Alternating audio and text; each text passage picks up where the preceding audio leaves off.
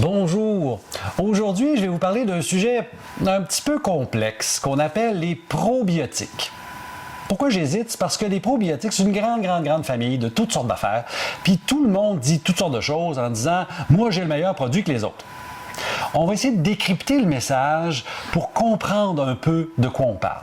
Quand on parle de probiotiques, on va recommencer au tout début avec la définition de l'OMS, l'Organisation mondiale de la santé. C'est un micro-organisme, donc bactérie ou autre chose, ça peut être une levure, que je consomme et qui me confère des bénéfices. Bon, c'est en jargon un peu plus complexe des bénéfices à l'autre, mais si vous avez compris l'idée, quelque chose que je prends, qui est vivant et qui me confère des bénéfices. Donc, vous voyez que c'est assez large. Ça peut être du kéfir, ça peut être un aliment fermenté, mais quand on est dans un truc alimentaire, on n'est pas à l'aise avec le mot probiotique parce que je ne sais pas quelle bactérie. Et nous, avec notre esprit rationnel, on a même mettre des noms sur toutes sortes d'affaires. Donc, quand je parlais de la choucroute, du kimchi, il y a des probiotiques, je ne sais juste pas lesquels, à moins d'avoir un laboratoire pour les identifier. Alors, de quoi on parle quand on parle de probiotiques? On va parler surtout de bactéries.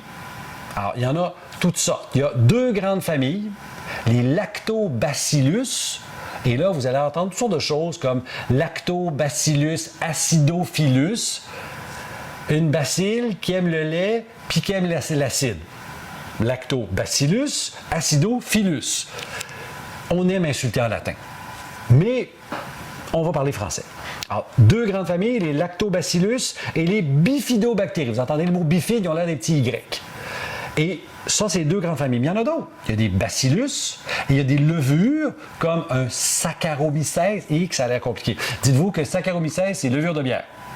Il y en a une là-dedans qu'on va appeler le boulardie, qui est considéré comme un probiotique. Mais il y a d'autres particularités, toutes sortes de micro-organismes qui vont arriver soit vivants dans un véhicule de type alimentaire, pensez yogourt, ou lyophilisé, ça veut dire séché à froid, dans un véhicule en poudre, capsule, sachet, petit pot en poudre. Ça, c'est les véhicules. Et donc, on a un ensemble de bactéries, de micro-organismes qui ont des bénéfices. Bon, c'est quoi les bénéfices? Pour bien comprendre les bénéfices de ces bactéries-là, il faut comprendre la notion de microbiote.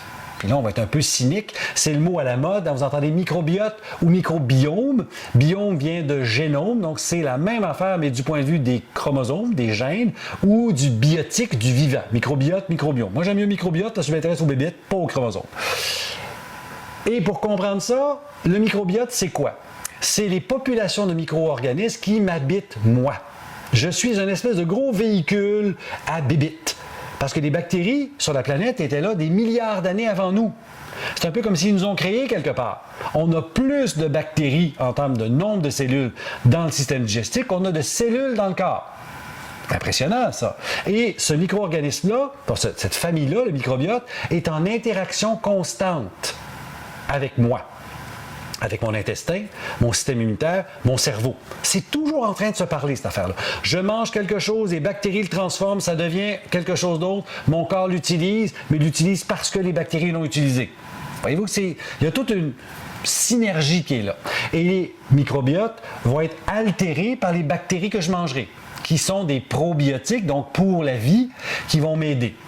Alors, ces bactéries-là arrivent au niveau de l'intestin, vont prendre une place, vont déloger les moins bons ou les pathogènes, les dangereux. Pensez au C difficile, pensez aux coliformes de la maladie du hamburger, pensez à la salmonelle du poulet ou de la mayonnaise.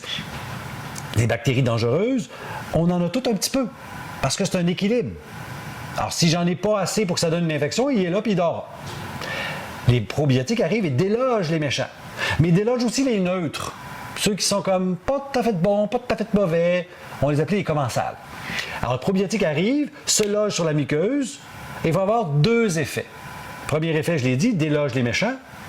Deuxième effet, communique avec mon système immunitaire pour créer un environnement plus favorable, plus équilibré, plus anti-inflammatoire.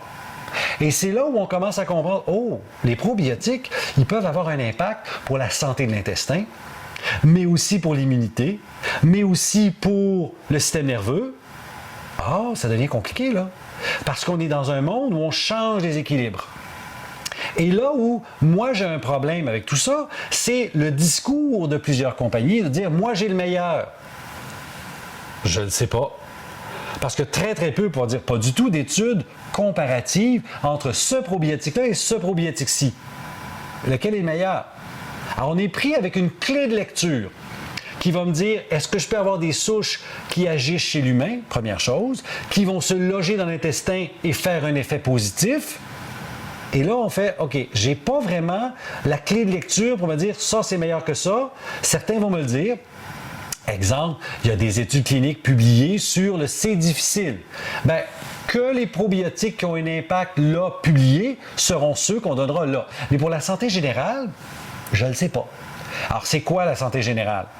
Amélioration du système digestif au sens de régularisation du transit dans le syndrome de l'intestin irritable. Ça, c'est documenté. Amélioration de l'immunité, prévention de la contagion, ça a été documenté chez des humains, chez des adultes, mais chez des enfants. C'est pas magique, mais ça réduit les contagions. OK.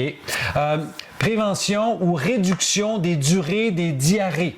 Alors, les deux mots sont importants, là. Prévention, réduction de la durée. Diarrhée chez les enfants, le rotavirus ou les diarrhées infectieuses, c'est documenté, c'est intéressant. Alors, comment on les prend? Ben là, ça dépend du produit qu'on a. Ça peut être un produit alimentaire où là, je l'ai dit, c'est flou. Le kéfir, les aliments fermentés restent des bons outils, juste pas spécifiques. Les produits, vous avez des produits vivants. Pensez à un produit qui est dans un véhicule, donc qui a l'air d'un yogourt ou d'une boisson. Un produit sec, en sachet ou en capsule. On va le prendre proche d'un repas, soit juste avant ou pendant. Pourquoi? Parce que l'estomac étant très acide, je veux le prendre soit qui passe vite, avec un grand verre d'eau, ou qui passe avec l'aliment, parce que l'aliment diminue l'acidité de l'estomac, le rend un petit peu plus alcalin. Ça passe un petit peu mieux. Un probiotique, ça prend du temps à s'installer. Donc, 3 jours, laissez faire. 3 mois, 6 mois, 1 an, 2 ans, plus intéressant. Parce que le probiotique ne colonise pas. Il prend la place, il pousse, il vit, il encourage le microbiote à changer graduellement. Mais si vous arrêtez de le prendre, la population s'en va. Comment je reconnais un probiotique plus intéressant? C'est là où je ne peux pas être précis. On va dire, essayez d'avoir plusieurs souches bactériennes, de prendre un produit qui peut dire que de la documentation pour une indication particulière, c'est bien, c'est très bien même. Ayez un minimum de dosage. On parle en milliards, pas en millions. Il y a quelques produits en millions qui ont de la documentation, mais la plupart du temps, on parle en milliards. Et plusieurs souches bactériennes. Et il y a 2 caractéristiques de produits qu'il faut aborder avant de terminer la capsule. Le type de capsule. Est-ce que c'est une capsule entérique ou une capsule ordinaire? Entérique, ça veut dire qu'il ne se dissout pas dans l'estomac, se dissout plus loin. Certaines souches en ont absolument besoin, puis d'autres pas du tout. Alors, cette capsule-là qui protège les bactéries de l'acidité, ça dépend de la souche qui est dedans. Certains produits n'en ont pas besoin, puis d'autres en ont besoin. Alors là, ça ne devient pas un critère de qualité, ça devient un critère obligatoire pour certains produits, puis pas vraiment utile pour d'autres. Frigo ou pas? Encore là, ça dépend de la souche. Il y a des bactéries qui ne survivent pas en dehors du frigo parce qu'ils se mettent à pousser et il n'y a pas de nutrition. Hein? Ils ont besoin d'un environnement pour grandir. Mais d'autres sont lyophilisés, donc séchés à froid, et ont une stabilité.